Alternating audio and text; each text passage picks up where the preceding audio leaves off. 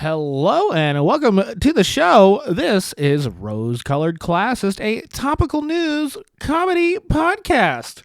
And how's everyone doing? How's everyone feeling, huh? My name's Kyle, and I'm happy to be with you today.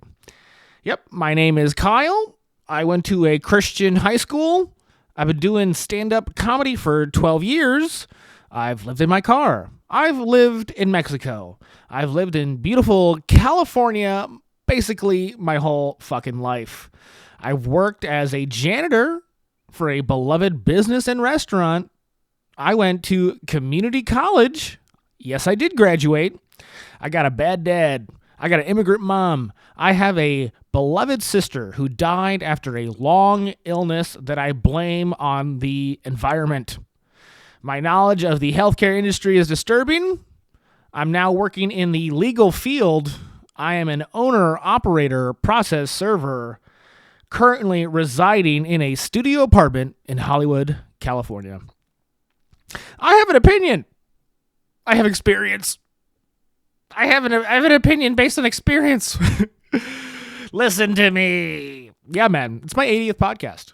Let's have fun. Dude, let's just have fun, man. It's been really windy here in SoCal, and I hate the wind. I am a balding pothead. Nothing worse than strong winds. Okay, I'll be trying to light my joint. Just not sure which one to cover. Should I cover my head? Should I cover the joint? Should I cover the fire? Should I cover right? No, it's tough. Tough out here. No, the LA Marathon was actually today. I don't know if any runners are out there. But yeah, man, the LA Marathon was today. So more people than you'd expect were saying the words, I ran. All right. Hey, is that a joke? Could be better. But luckily enough, no bombs. No bombs. Hey, guys, we made it through another public event without mass casualties. Isn't that nice? Did I speak too soon? Let's just take the win. Right on. Tough times, obviously. Personally, this pod, myself included, I'm focused on Iran. I'm focused on politics. I care about the federal and state governments and what we do in it. I personally find my economic destiny being controlled. And I feel like it's my duty to speak out. Okay? I understand that artificial intelligence is here, assimilating our thoughts and feelings to build itself. And I have a deep-seated belief that my identity could be beneficial to the algorithm. If only the AIs incorporate me, then it'll all be all right. Yeah, man, I do have a love for history, okay? And, I find a podcast, a nice personal journal at least, for when the time travelers come down and visit this particular dimension and try to understand what the fuck is going on. Maybe they'll listen to me, get a nice angle. Yeah, man, I'm living the bit. Rose-colored classist. And just before we really get into it, okay, take this pod to the top. Take it to the top, man. I deserve it. No, I deserve success. I would do great things. I would do great things with success. No, give me money. Give me money. If you give me money, no one can stop me. Us. No one, dude, if I have money, I would take you guys all along with me. All right? I got mad plans. And even though I'm trying to, maintain my soul, personal happiness, whatever, still do it. Okay? Like, comment, and subscribe. Do it. Like, comment, and subscribe. Please do it. Please like it. Please comment on it. Please subscribe. Please, God. What the fuck am I doing? Yeah, man, running through it, getting back into reality. I have been focusing on Congress a lot lately, okay? Because, people out here, we can complain all day. But the only real way to have you and your opinion be relevant is to be rich. So then you can buy Congress, okay? But the rich still need to buy Congress, all right? The idea that we have representatives that are not, able to be bought, it's an important one, probably the only important one, but that's not the way this works. That's not the way this works. No, man. Yeah, Congress, the United States Congress, by the way. Perhaps I should have indicated that I'm an American. I do think my accent does break through, though. It's so clear. I'm an American. No person on earth would talk like this besides a beautiful, beautiful American. Yeah, the Congress, the branch of government that should be in charge of war, the one that needs to vote on whether we have war, they decided to have a vote. All right? But not on what you think. Okay, what they actually did is they decided to have a vote on whether they should vote on war. Yeah, they needed to vote. We all know they need a vote. That's their job. Their job is to vote. We all know they needed to vote.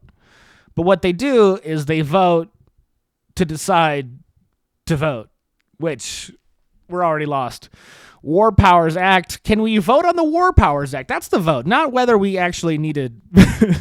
Yeah, it makes no sense. Yeah, the couple Congress people, actually worth a shit that we got in the federal government right now, Mass in his pants Massey and Kamehameha, whatever his name is, they put out a bill to grab control back from the president in his war effort. But the first step to that is voting on whether to vote on the bill, which, doesn't that sound like a brilliant system? Doesn't that sound like a brilliant system? No, we got to vote so we can vote. Doesn't it make sense? No, it's brilliant. All right, their job is to vote, and they do vote, but they only vote on the things deciding whether they should vote. It's really nice. It's a nice little pivot. No one can keep track. Because, me as a taxpayer, I go to my particular member of Congress. All right, I'm a taxpayer. I'm a contributing member of the economy. I'm railing at them. I'm going, hey, do your fucking job. You go vote. And it's like they stand there and go, we are voting. No, we are. We're totally do it. We totally vote. We totally do that thing. See all the votes I've taken? But again, those votes that they've taken are only votes on whether they should vote. It's a complete mindfuck. Complete mindfuck. You're not catching up. I mean, as it stands, the Congress, they did not vote to approve the war. They also didn't vote to disapprove of the war. I mean, they didn't stop it, but they also didn't not stop it. It's wonderful. It's a government run by technicality. Government run by obfuscation. All right. I mean, how do you even do it? Let's bring up this article. It's over an article over on CBS Jews. That's a joke. No, I love comedy. I stole that bit from Mort Saul. All right. He was calling it CBS Jews 55 years ago. Okay. So what do we got here? Right. The U.S. Senate voted 52-48 against a war powers resolution aimed at limiting President Trump's military actions in Iran. All right, marking a largely symbolic rebuke rather than a practical check on the president. Right, and again, this is what's so funny is like the news tries to tell you what happened, that they voted, but if you really understand what's going on, they didn't even vote for the thing you're talking about. All right, yeah, the House, what did they do? They voted 219 to 212. Right, but these votes, they're just to vote on whether to vote. Okay, they're still not on record. Yeah, they're trying to decide whether to use the 1973 War Powers Resolution. Does anybody know what that is? I don't. Yeah, no, it's a little resolution that they passed to potentially limit the president's ability to engage U.S. forces in hostilities without specific congressional approval. Mm-hmm. Yeah, that whole weirdo fucking argument. Yeah, the law, I mean, it requires the president to notify Congress within 48 hours of deploying forces and limits unauthorized military action to 60 days. With a possible 30-day extension from the side of Congress. And yeah, sure, presidents fight it. No president has ever truly accepted it. But they're not even voting on whether to use it or not. They're voting on whether to vote to use it or not. It's just so pathetic, right? Yeah, they're still not on record, technically. Still not on record, but I guess, for most of us, I think we'd probably have to consider this vote like the same thing, whatever equivalent. They might try and shrink from their responsibility, but at the end of the day, this is the only vote we get, so this is the vote we gotta judge them on. And I'll be honest, these guys, voting to vote, that whole process, it's I think, technically, aren't you, forfeiting your seat? Right? As a voter. And obviously, we make a lot of decisions based off of comparison, who's better than who. And, I understand a lot of the sympathy voters show to their particular representatives. You have this one guy, down in the swamp, the bog over his boots. But these candidates have to know, hey, guys, your seat is not supposed to be forever. Okay, we are sophisticated enough to actually understand that when you're voting, you're not really voting. Most members fucking, they hardly ever push a bill in the first place. All these guys are a bunch of fucking co-signers. They're like when I got this apartment, I needed my mommy to co-sign the fucking lease. Okay? These guys, they never wrote a bill in their life. Okay, we all know who writes the bills. Lobbyists. Fucking lobbyists. Congress really makes you lose your mind. You can see why people have, given up on them entirely. Because Congress, they're all a bunch of fucking lawyers, which is not something I hate. Something I like, actually. It makes a lot of sense for all the Congress people being lawyers. All right? But clearly, you guys can write a bill. What was all the law school for, guys? Write some fucking bills and pass some shit. Okay? It's crazy. The president actually does not have the power to tell you guys no. He actually doesn't. All right, you guys get over fucking 60%, you're in the window. Fuck his veto. Sure, you'll have to vote again, but that's the job. Vote, vote, and vote. All right, you guys like voting for nothing. How about you actually vote for something? Okay, yes, the Congress has the most power inside of the government.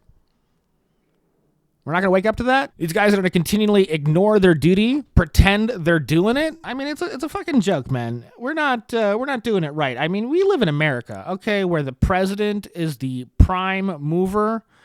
But hey, that is not the way it is organized to be. All right? Sure, it is that way because of the pressure of the military, pressure of the financial industry. But we've proven that those groups are all fucking, best friends with Jeffrey Epstein, all right? And they're not as reliable and cool as we once thought. The idea that the president should be the prime mover, it was actually proposed by bad guys. I know a lot of Americans still, respect the military brass, the CIA, the FBI. And for a long time, it was kooky not to. But as it turns out, and it's probably been this way for 50 fucking years as I can see it, but these parties are not the nice, reliable people we thought they were. Okay? They have given us the fucking president and emperor over here. They're the fucking, they're the goddamn Praetorian CIA, FBI, the Praetorian Pentagon. All right? And realize, we all got to wake up to this. The members of Congress especially. Congress is the only way these guys get their money. The speaker is the third in line for the presidency. Do something. Fucking Christ. We got the hint. You guys got all the fucking juice. How about you use some of it? Come on.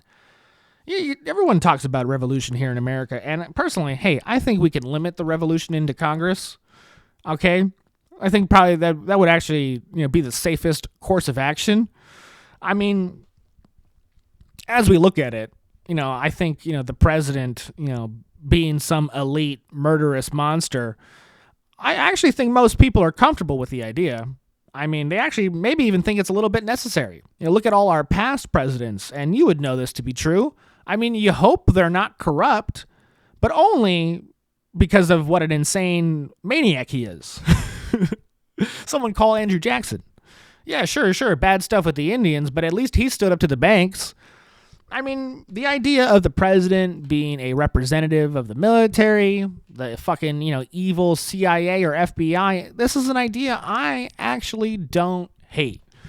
Okay? As long as the Congress is empowered and realizes that they're the ones supposed to be in charge, they, again, are the ones who are supposed to be in charge of the country. Okay? And, a lot of people lament it, but I genuinely don't see the power of Congress being degraded to a point where, they couldn't take it back in a minute. All right, Congress, I swear this is actually how it works. Congress could pass a bill within the fucking week and get all their power back overnight. All right, and what? The Supreme Court's going to go tell Congress that they aren't powerful? What kind of country would it be if the Supreme Court said that Congress couldn't take back its power? I mean, it's a worry, sure, but until we get to that step, we haven't lost the fight. I swear. I mean, if every Congress person got their act together, I really believe, the violent revolution could be avoided, the totalitarian fascist state evaded, and I genuinely don't think it's too late. I mean, we still have the opportunity to get the right people in Congress. Still have the opportunity to punish the Congress people who aren't acting right. And if we need anybody stepping up, it's new, powerful Congress people. And what does it take to be a powerful congressperson, to stand up to all these forces, stand up to, a potentially, militaristic, dictatorial president and military? First, you need to be bodily secure. All right? Be comfortable wearing bulletproof vests. All right? Then you avoid places that have roofs and are within eye line of any window. Maybe even, avoid grassy knolls altogether. Okay, they need to have security that will actually protect them. Okay, and I swear to God, they're out there. All right, we got thousands of former military, police, and security that are on the up and up. Okay, and sure, some aren't. They have to be, aware of possible infiltration. These guys got to keep the circle genuine. All right, maybe even, recruit the influencers. You recruit the influencers to work for you. Personally, I mean, hey man, I may not be able to run, but if I was asked by a real ass motherfucker who needed some help, all right, I'd be right in there. Okay, and again, these guys need to be someone who doesn't plan to do this forever. Okay, but just like a company or brand, they're one of their major goals is to build the office, build the idea of what the office could and should be in the mind of the people. All right, we have 100 years of representatives diminishing, what the office of a congressperson should be. What their power can actually be. I'm really there. The only people we should be really giving a fuck about are the representatives. Okay, at least, while they still have the opportunity to do the right thing. Turn the ship around. Yeah, man, it's a tough bill. It's a tough bill. Only the maniacs want power. They say that, and I get it. I'm empathetic. All right, I understand. We need to have some maniac psychopaths in government, okay? I understand they're useful. They're useful, okay? And as long as they don't go over their skis, they're needed, okay? I mean, hey, yes, probably they want to, fuck kids, but maybe there's a way to funnel that energy into more productive activities. I think it could work. I think it could work. I think one of Congress's, main goals moving forward is to find some kind of legal structure to funnel all the psychopathic energy, destructive energy that the people inside the nation state have. Okay? They need to take it and put it into productive, helpful activities. And sure, I have some ideas for that. But my point is that Congress people cannot be psychopaths. Where we need the psychopaths are in the executive branch. Okay, put them where they belong. All for psychopaths in the military. I'm all for it. It's just, can we constrain them a little bit? I think the psychopaths are spending most of their time, as bureaucrats, to be honest. And that's not good. I mean, let's try and understand how bad and misplaced the current representatives are. You may have seen this video. Check it out. It's a Marine getting hurt by a senator. Please stand up as a Marine and stand up for America. No one wants to fight for Israel.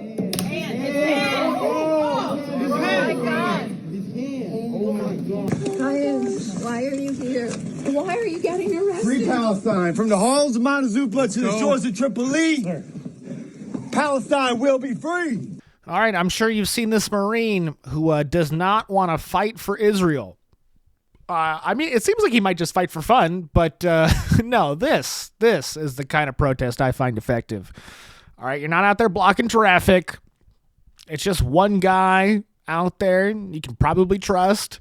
He clearly has not been paid off by some commie or corporation to make some fucking stink about something irrelevant so we can get distracted by the next fucking important thing we need to draw our attention to.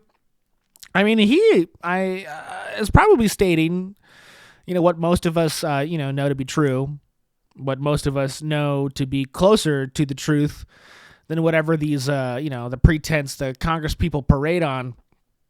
I mean, and even if he's wrong about, America only fighting for Israel, at least he is stating a possible worst case scenario that we should all avoid. Like, our nation doing things on the behest of a long arm of our ill-advised empire. A classic failing. This guy, he's read Sun Tzu, and how his little protest results. I mean, I highlight the Congress people here, and, at least you can see by what happens to him, you can see where the lines actually are. Where the line between the representatives and the people are actually divided. And some people are pretty passionate about it. Because as you can see, we have our wonderful elected senator from Montana, his back to the camera, breaks the Marine's arm, which is, probably not going to be a part of his stump speech. I mean, that Marine almost had a stump. Am I right?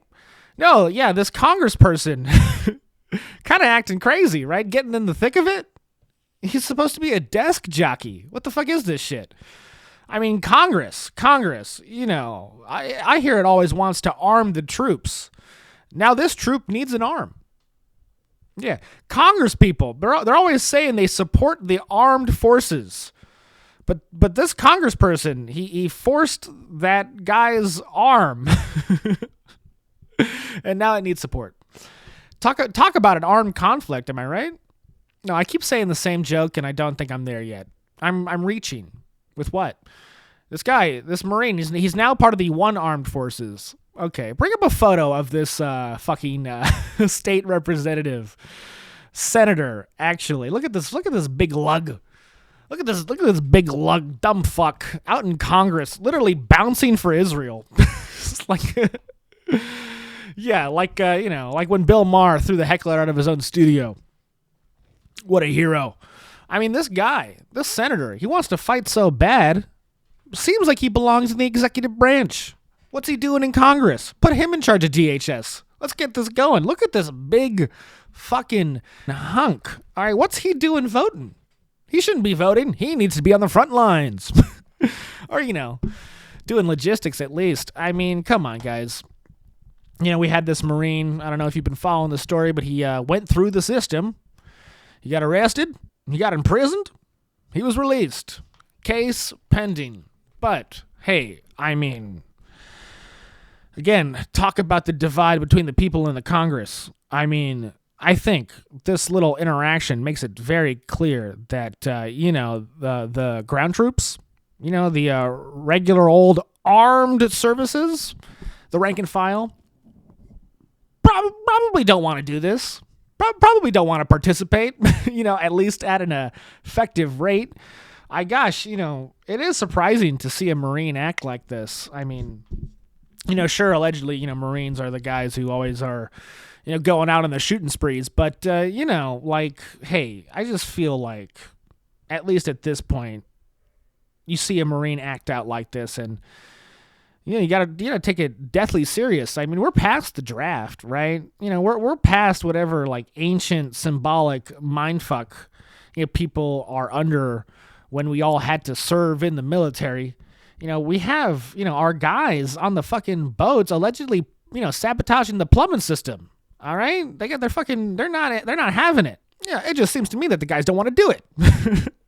And it'd be a shock to me to see like the American people somehow, get the rah-rah going, rally behind the flag, as they say. And maybe there's a hope out there. I mean, sure, we have our wonderful vassal countries, South Korea and Israel, who, forced their population to the military. Pete Buttigieg, who, hasn't fucking stopped texting me since 2020. That guy, he wants the draft back. Whenever his run for presidency is coming, okay? I think he says something about, it being like national service or whatever. But I just really feel like the mind of the average man, of the average person who is participating in the United States economy, military, I really believe that they are aware about how fucked up this shit is. Okay? I would say they would have a lot of problems effectively fighting. All right? I'm friends with a lot of other former, military people. I'm friends with military people who fuck with the current ones. All right? And the vibes are not right. I mean, sure, they can get the pilots to bomb and fight war pretty easily. The pilots always seem into it. And, I talked about this last week, okay? But the pilots don't care if they fight for Israel.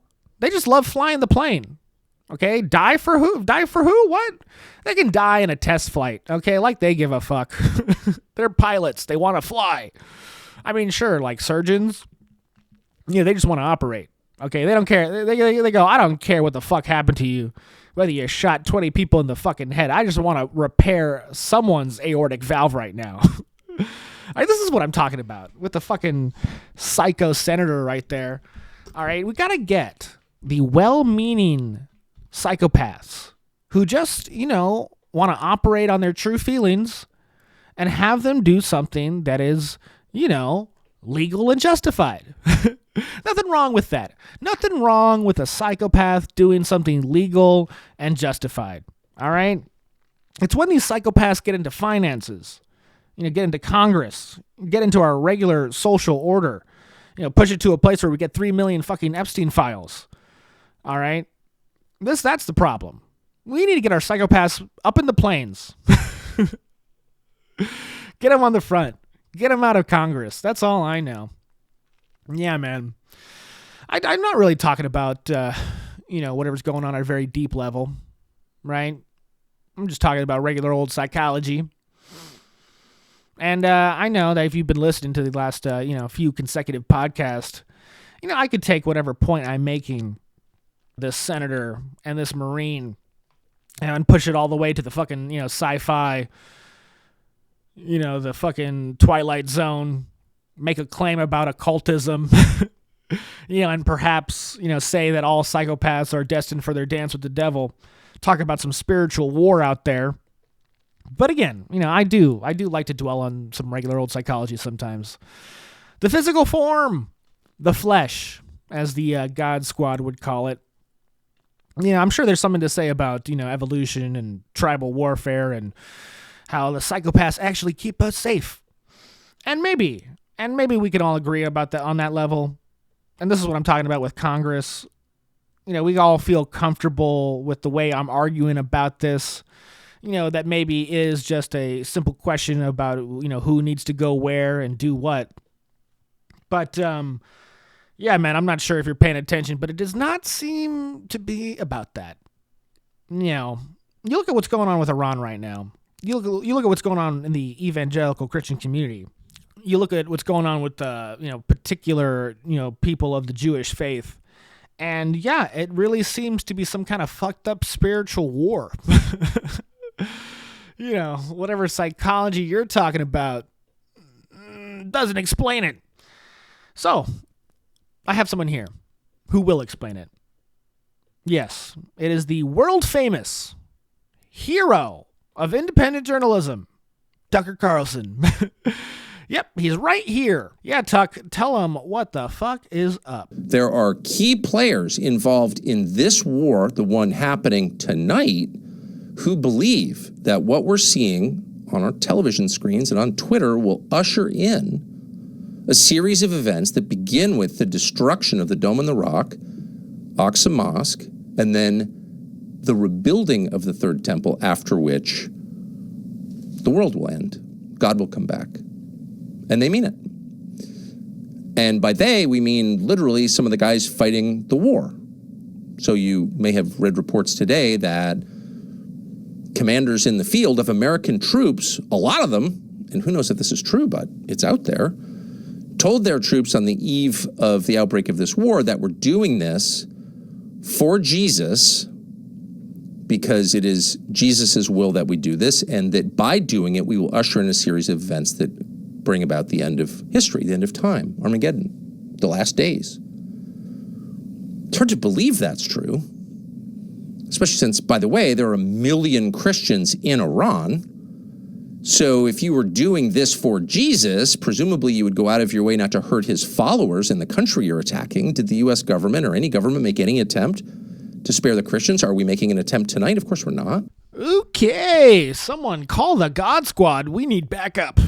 Richard Dawkins, Mr. Hitchens, Carlin himself, please come on down. We need you. God.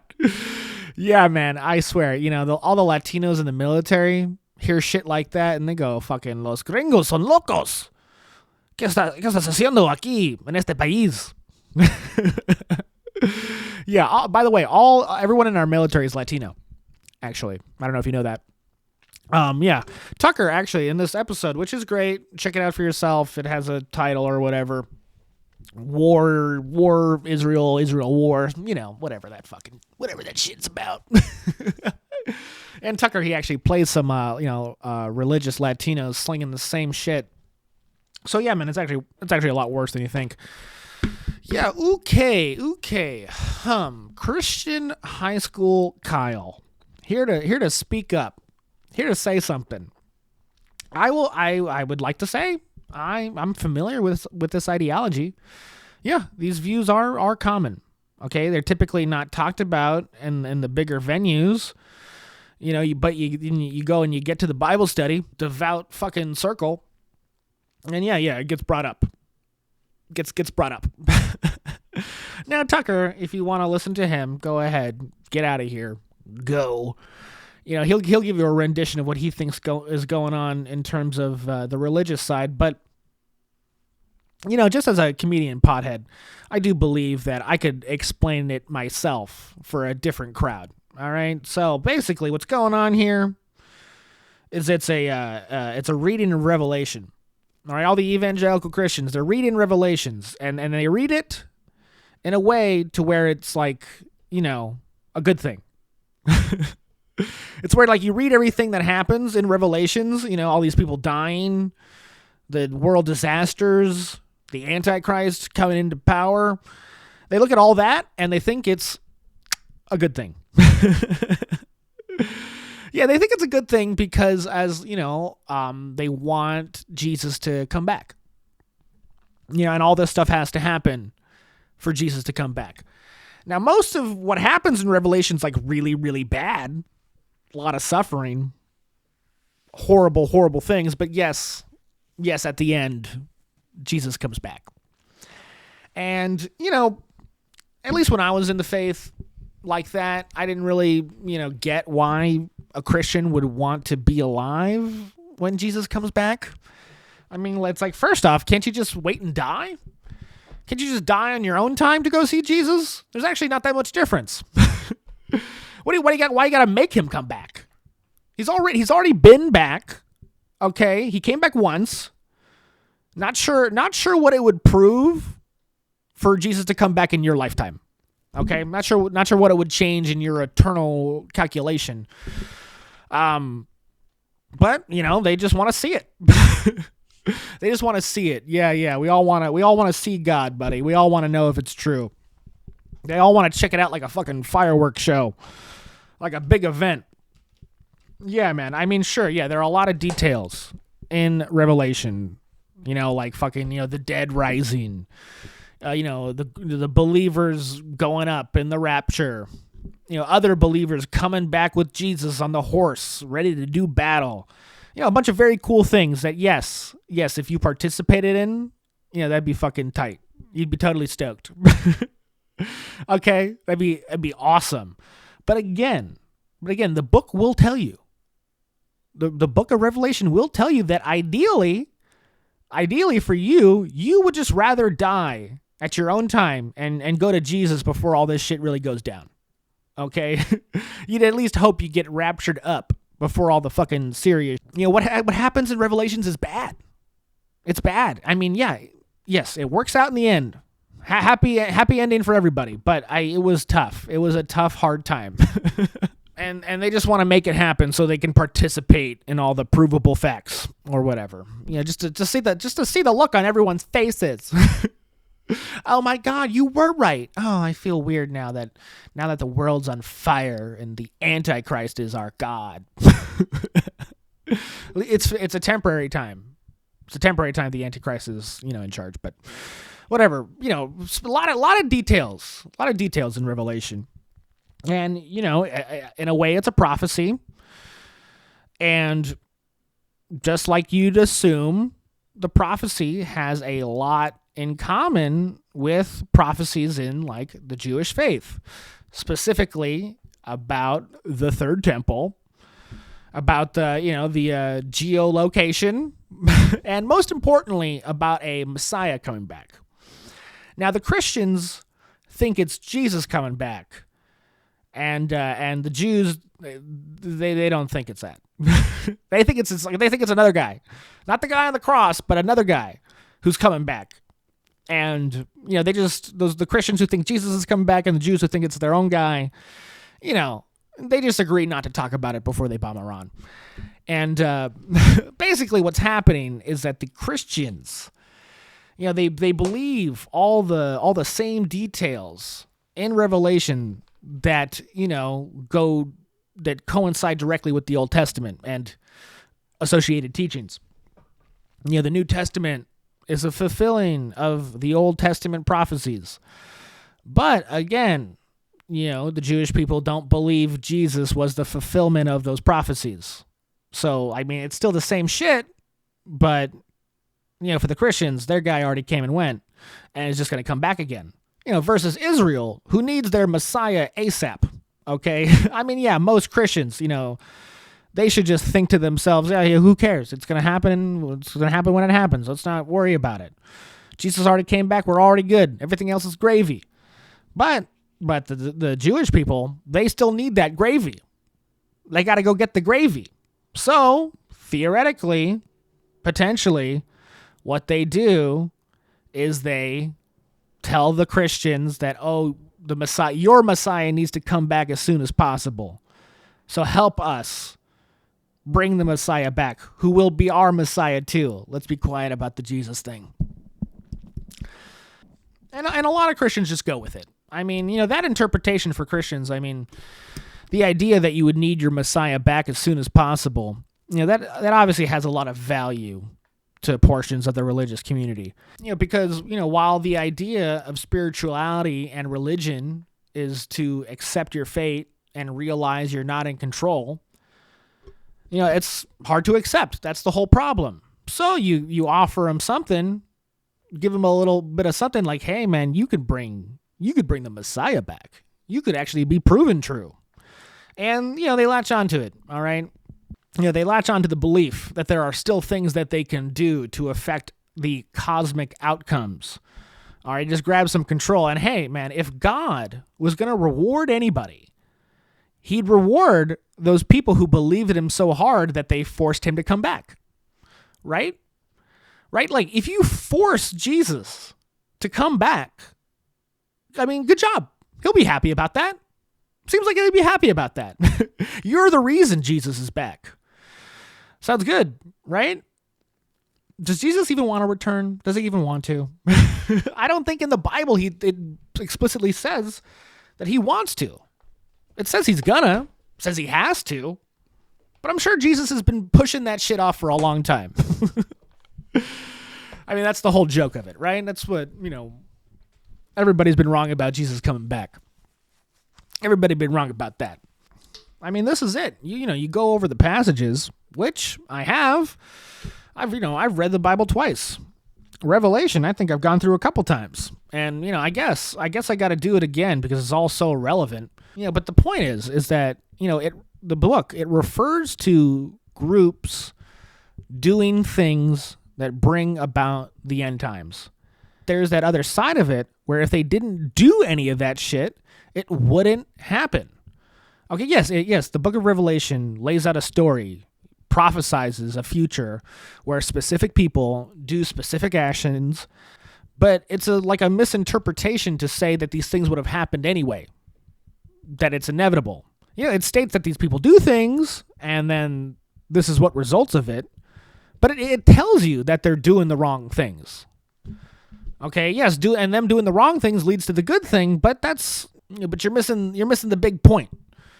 Okay, I mean, sure, yes, maybe it is inevitable that these people, do the things to bring about the apocalypse, and it happens because that's the way, it's supposed to go, and whether they do it because they're ignorant or misguided doesn't matter. They're wrong. They will be proven wrong, and Revelation being a book that you're able to read as someone, who's already saved, it's just there to make you comfortable with that. We can notice it, understand it's happening, but there is a moment where you got to realize that the people trying to bring the apocalypse are actually the bad guys. If you read the book. But whatever, man. Whatever. Yeah, it's crazy. I mean, come on. Can I just tell you that everyone who loves Jeffrey Epstein are the people who want to do the Iran war shit, build the third temple, all that? Can I just say that? No? I mean, what is the Bible? I'm talking about it as if people, accept it as true. Yeah, it's just complex. It's complex. Yeah, there are people who are out there who take it literally true or whatever. But, at least I take it seriously. I'll say that. I mean, these religious ideas, it is, we're playing with fire. And, every time you consider, someone's religiosity, I like that word. I don't say it right, but I like it. When you consider it, you have to always, reflect on your own, decide what level you want to meet these people's fervor at. And, for me, I don't know if you've been paying attention, but, I believe in aliens. And I believe that aliens are the source of all religion. Yeah, which is not a big deal. It's a totally chill perspective. It's not even in contradiction to most classic religious ideas, I think. And when you look at the Bible, you look at most ancient texts, I mean, they all pretty much say the same thing, right? I mean, the story of Jesus, it's in fact like a lot of other stories of particular characters. You can watch the movie Religulous by Bill Maher. Don't know why he's getting talked about so much lately, but he's in it. Yeah, there's practices, there's similar stories about the flood, and even most religious culture in general leads back to the Sumerian tablets. And when you look at the Sumerian tablets, I mean those are the ones that sound the most like aliens, or what we understand as fucking aliens. All right, and you got the Bible on that side, and if you're up on the information the government's keeping down, with UFO encounters, human psychic ability, you would see a lot of similarities in ancient text. Things that would be considered, divine intervention. You would find a lot of similarities with these particular UFO stories. So, what I'll say is that in the Bible, and you can even, apply it to other religions, like whatever 2,000, 4,000, 8,000, 12,000 year old understanding of, gods, angels, demons, the devil, perhaps these understandings are actually the entities that the military is slow walking revelation of.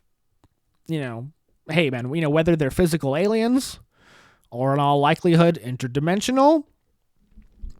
You look at the story of the Bible, that God created us, we were made, and sounds like a valid interpretation. I mean, it's easy to see that, perhaps we were created beings given instructions by entities that are, practically omnipotent, in comparison to us. And, the ancient text or the Bible, you could just, say that they're rules of the game.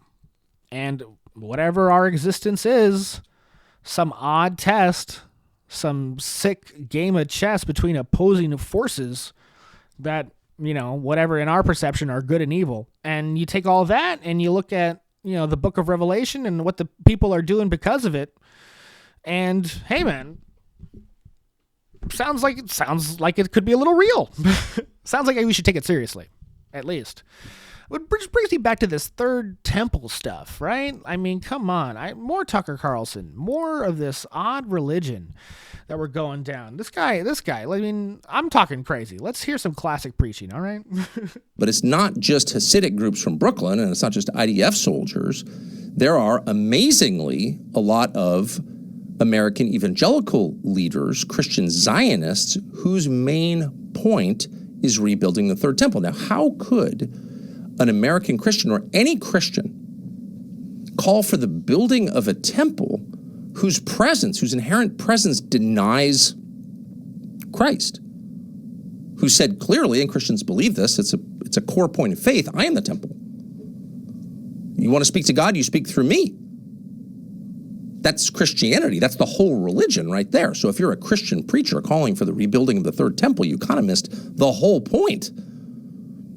That's more than apostasy. That's like not even knowing what the religion's about. So it's hard to believe there could be any ordained Christian leaders pushing for the rebuilding of the third temple. Oh, but there are a lot. There are a lot. And here's just one. This is Pastor Greg Locke. Listen to this. The Gaza Strip, which has now been cut off by Israel, and rightly so. They should have cut them off a long time ago. Now, I don't care how insensitive you think I am to that. There's 6 doors in this church. You can leave anytime you want to.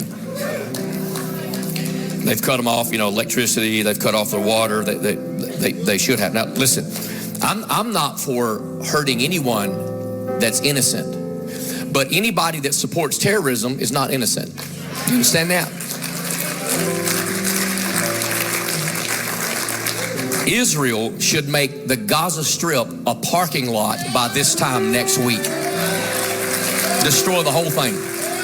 What they ought to do is evacuate up there on the hill and get a great big missile and blow that wicked dome of the rock plumb off of the spot where it's standing right now so we can get that third temple rebuilt and usher in the coming of Jesus.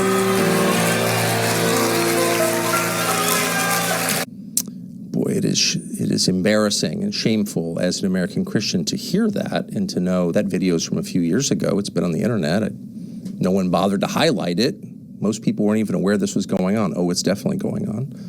These are very common views. Seems obvious that Mike Huckabee has them. Okay, all right. Now that's a lot. Let's pop some Nick for Tuck, huh? Let's get it in. Let's get our minds going. Ooh. Ooh.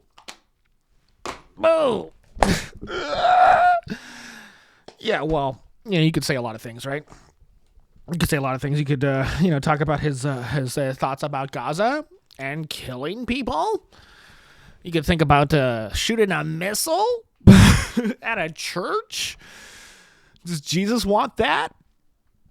I mean, I just talked crazy about aliens for a second, but you can at least respect this guy's religion. Got some facts going down. Wants to get some real things done, and then we get to go home. Yeah, the positive death cult out there, it's fun. I like it. I mean, I've always said the worst thing about life is living it. Yeah, it's tough, man. You're here, You understand how powerless and pathetic you are, and it takes a lot of courage to be happy. It takes a lot of courage to be happy. This is life being a sick game. This is what I'm talking about. I mean, sure, you want to go out there and curse the, practically omnipotent, interdimensional, ancient alien space gods who put you here, who keep you here, rule over you secretly. I mean, join the club. It's a raw deal. Fucking miserable. And if you think shooting a missile at a church is going to change that, well, hey, probably the problem. Yeah, man, I don't know. You see where desire goes. We all want our lives to be so meaningful. Yeah, it's tough. It's tough to believe in something, know God is real, know all these facts about, how small-minded and powerless humanity is. It's fucking tough. It's fucking tough. And you want out. I understand you want out. We all want out sometimes. Okay? And, for the churchgoer, even if they're not, confronting their suicidal ideation, at least you can say, hey, man, at least, you're going to eternal bliss. Yes, noble.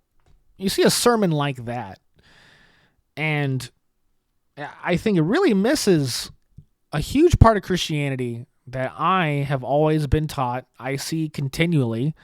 You cannot earn your way into heaven. And no matter how hard you try, no matter what you do, no matter how many people you murder, missiles you fire, you actually can't earn your way into heaven. That's what the Christians say. So this guy, I mean, getting rid of the Dome of the Rock, that'd be tight. I mean, I'd be cool with that. Is it even that pretty of a building? It's historical, sure. And, at this point, keep what history you can. But, get it remodeled? Can we put up something right next to it? Can we move it a little bit? Can we just move it over a couple feet? Just make enough room for two temples, the second temple and the dome. You can have both. What does it do to Revelation if there's both? Right on, man. Yeah, I mean, you listen to Tucker out there, that proselytizing son of a bitch. I'm basically proselytizing. My mom would be so happy with me right now. Yeah, the point of Christianity, the point of whatever type of spirituality is to have a personal relationship with God. Understand him the way you can understand him. Try and understand him more. And as long as you humble yourself, accept your true nature, that there's nothing you could possibly do to change your situation, that's where righteousness is. Everyone believes that. Who doesn't believe that? Yeah, right. The bad people. They're bad. They're bad.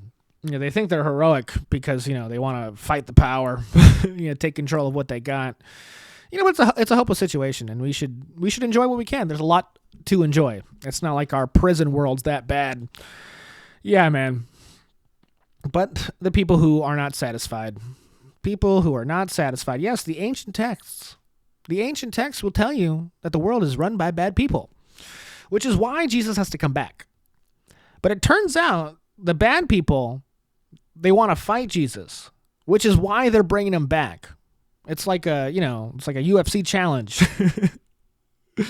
They're talking a lot of shit. They're trying to get Jesus to come back so they can fight him on earth, where they can get him. And this is why the evil people want to bring him back. This is why they use the Christians and their, promise of the second coming to bring him back. Honestly, I think the Jews are going to get shafted again on this one. Okay, yeah, they just want their one Messiah. They just want their one. But the evil occultists who want to fight Jesus are going to use him in a terrible way. Yeah, they're always getting the short end of the stick, those guys. Right, no, I'm kidding.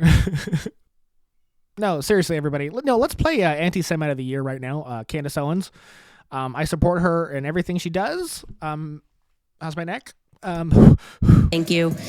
This person says, I'm glad that you brought up the Frankists. You should look into the Khazars and the origin of the Ashkenazis. BTW, did you know the origin of the word Cabal comes from Kabbalah?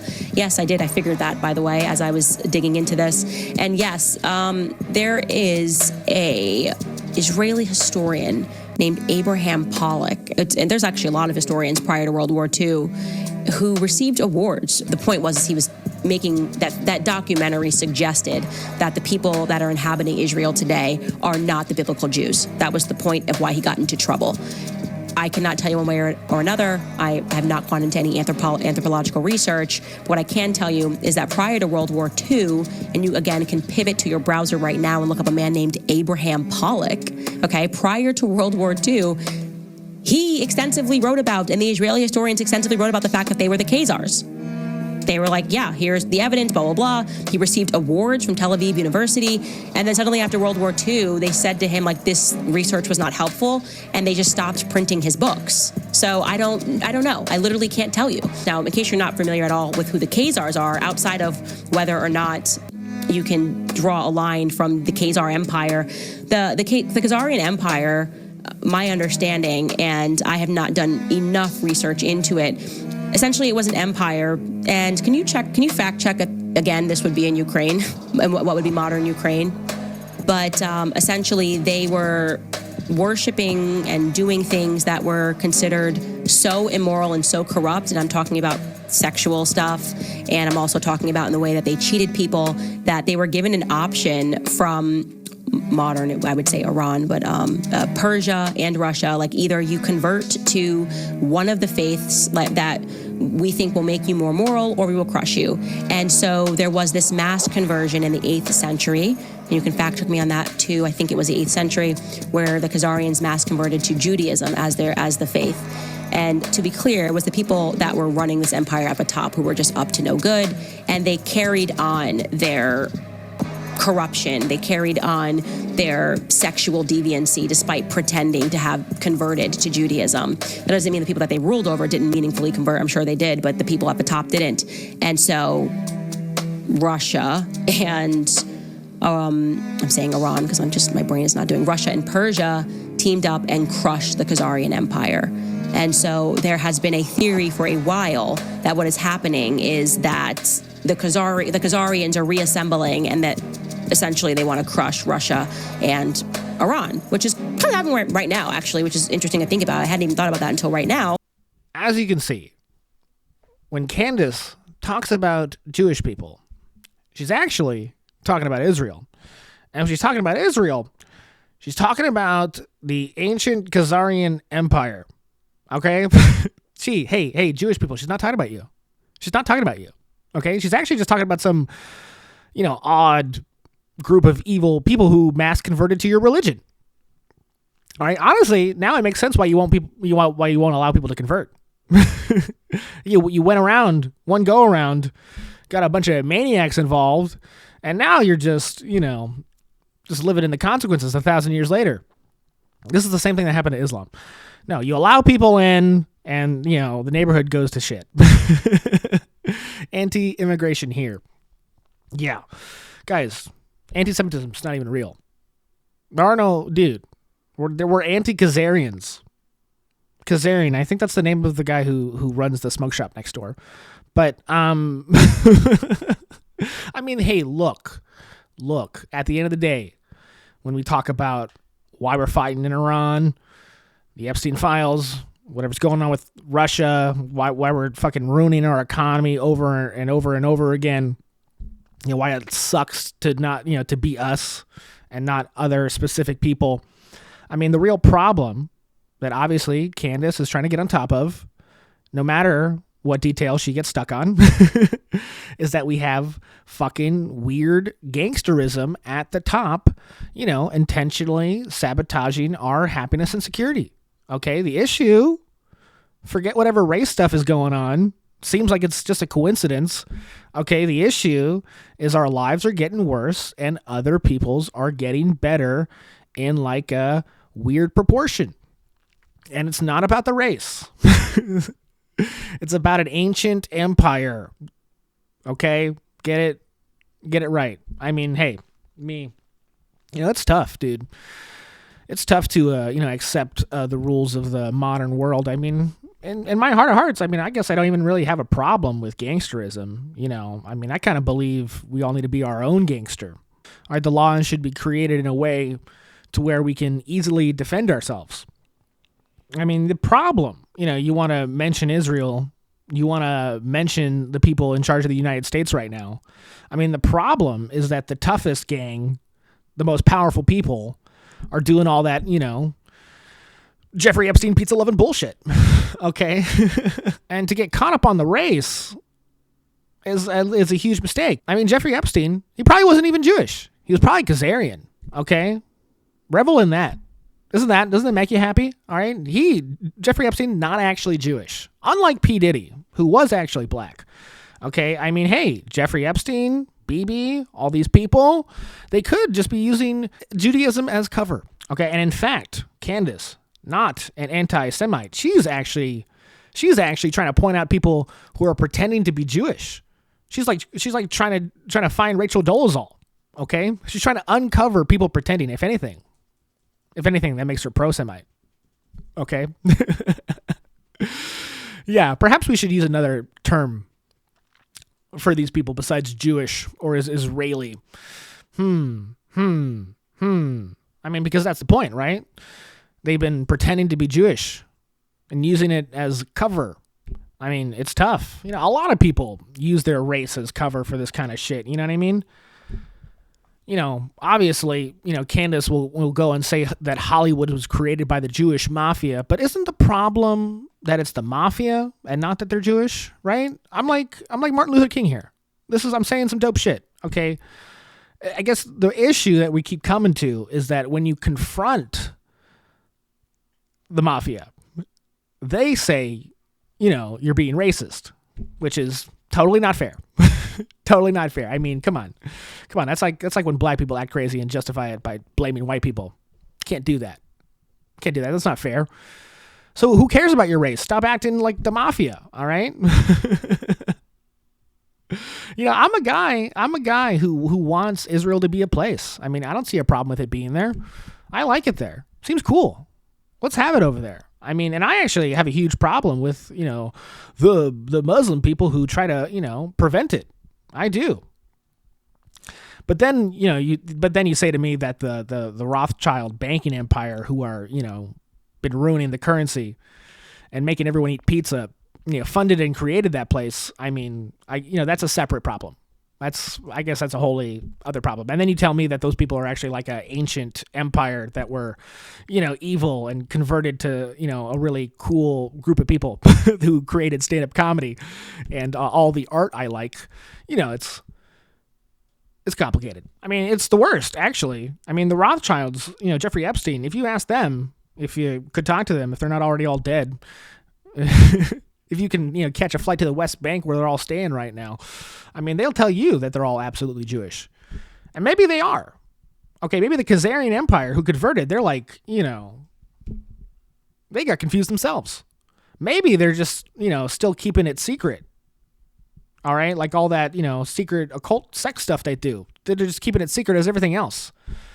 I mean, in my heart of hearts, I believe that all these elites are, communicating with evil alien entities.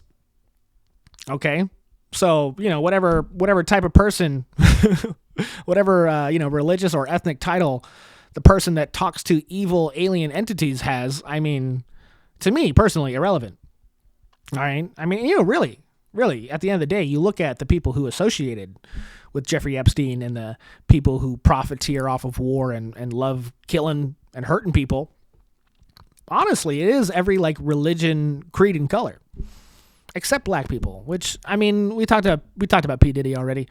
Which is, I mean, let's just not get into that. Couldn't even get into it. And I've said it before. We have this Marine yelling about Israel, and the reason we're all weird about it isn't even Iran, isn't even Gaza. The reason we're all weird about it is Jeffrey Epstein. Okay. I mean, because maybe even Israel isn't particularly to blame. Obviously, the people aren't. We love to talk about about the super government, about the elites, but it's tough. It's tough to say. But the most popular, coolest elite of them all, Mr. Jeffrey. I mean, undeniably, he's the Israel guy. He is who that country is. Okay, I mean, the president stayed at his house fucking 23 times in 1 year. Give me a break. I don't see my family 23 times a year. They live an hour away. Okay, fucking, Mossad wired his house for security. Yeah, I mean, whatever hate and weirdness is going on with Israel, it's fucking.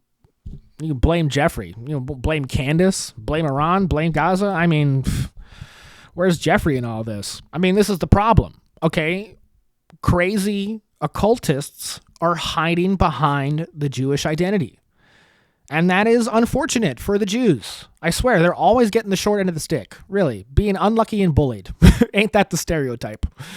All right. I think I solved anti-Semitism. Am I right? I feel like I solved it. Talked a little bit about Congress. Right on. I mean, the California governor's race. Nothing really going on there. Nothing happening over there. I mean, we're seeing a lot of Tom Steyer ads lately. Anyone care about the California governor's race? I kind of didn't transition well. But yeah, Tom Steyer's ad campaign is massive right now. It's been weeks and weeks of his ads, and that's basically all that's going on. I mean, what else happened? I mean, Tim Dillon covered a nice Katie Porter segment. I probably should have referred you guys to that last week. But yeah, anyway, I'll see what's going on. See what's going on in the state. See if there's anything cool that I can talk about next week. Get some real California news going on after whatever the fuck I'm on about today. So, right, to wrap up, I have been talking about aliens a little much lately. I, talk about them as if they were real. Okay, I go off on weird, Graham Hancock, ancient civilization, occultist, child sacrifice, slam poetry, and I don't often enough try and make you understand why I talk about these things so candidly. As if it were true. So I'd like to show you this clip. It's from Weaponized, the most important program in the UFO disclosure debate. So, I mean, I'm always out here talking as if aliens were real. I know it's tough to handle. So watch this video, get on my level, and get what I'm talking about.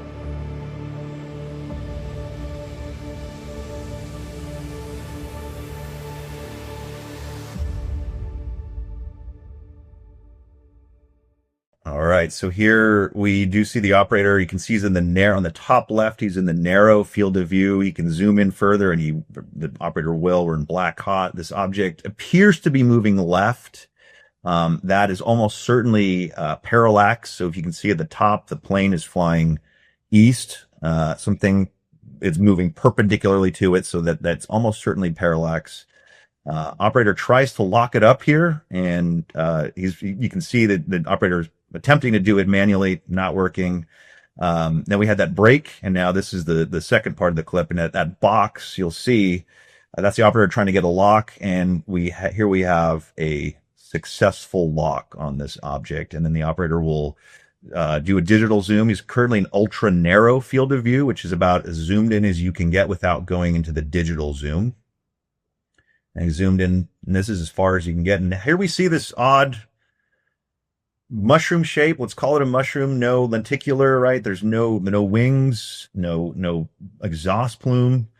I still locked on, and here it breaks the lock, so it appears, and then it just zips off.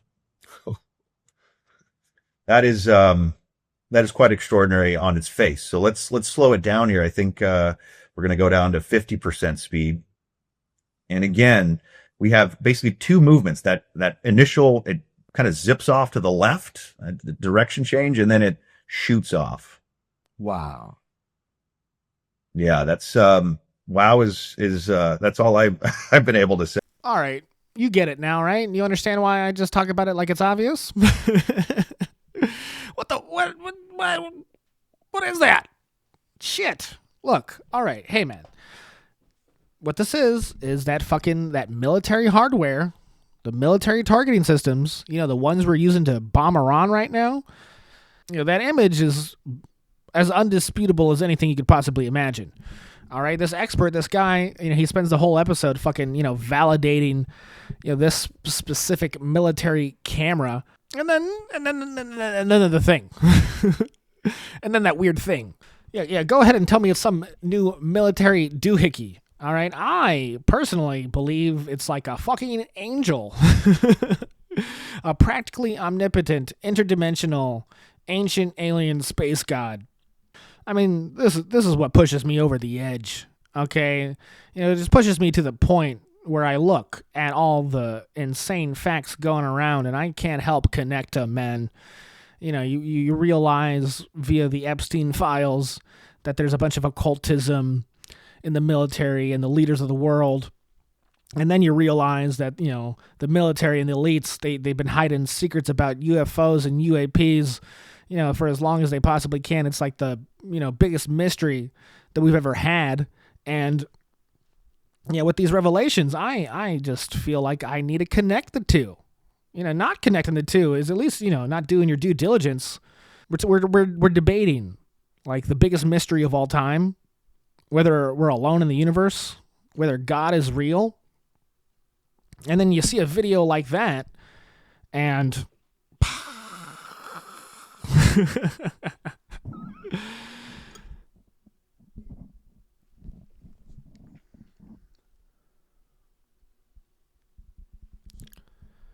you see a video like that, and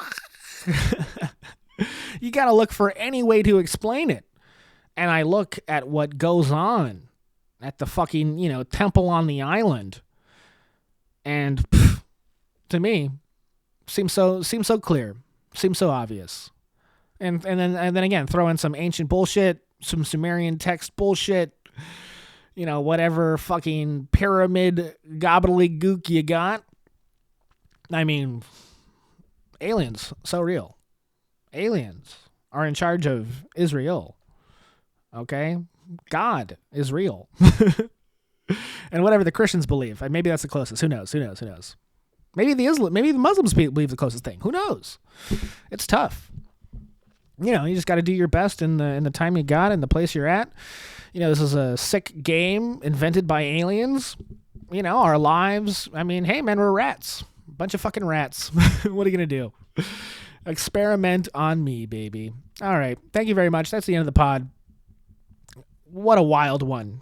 I mean, who's going out there talking about it? I'm interested in logistics, but this shit don't explain itself, man. Yeah, what's going on, man? I mean, gas prices are fucked, dude. Yeah, my process serving business is suffering from this administration. If only the government would admit aliens exist and in complete control of society. If only then I wouldn't have to suffer so much from bad gas prices. Come on, can I serve legal documents with one of those things? Can I get in the UFO and do it? That'd be tight. That'd be right. Who knows? And, okay. Well, I cut this one up to shit. I have a point in it. Hope you were interested. So, thank you very much. Like it, comment, subscribe to it. Get on it. Who do you want? Who do you want out there to be listened to? Really? You want more people. You know what side I'm on, even if I'm not coherent. Okay? Even if I'm addicted to drugs. You know what side I'm on. It could be yours. Yeah, anything else? I'm not going to push a Patreon on you. I'm not going to push a Patreon on you when I got fucking 10 views. No, that's ridiculous. Just come on. Share it with your friends. Okay? Get a gravity bong. Put this on. Put some electronic music in the background. That'd be fun. Again, all right. Hey, March 27th, big date for me. I won't be talking so crazy. I've worked on those bits for a long time. I wrap these podcasts up in about a day and a half, and I should really put a lot more work into it. But right on. Okay, check it out. Come on, get me out of here. Please leave. Are you gonna leave? I'll hang up if you hang up. No, you hang up first. No, you do it. Okay. Okay, is maybe my camera will just stop recording. Can that be possible? I'm waiting. Are we done yet? Okay.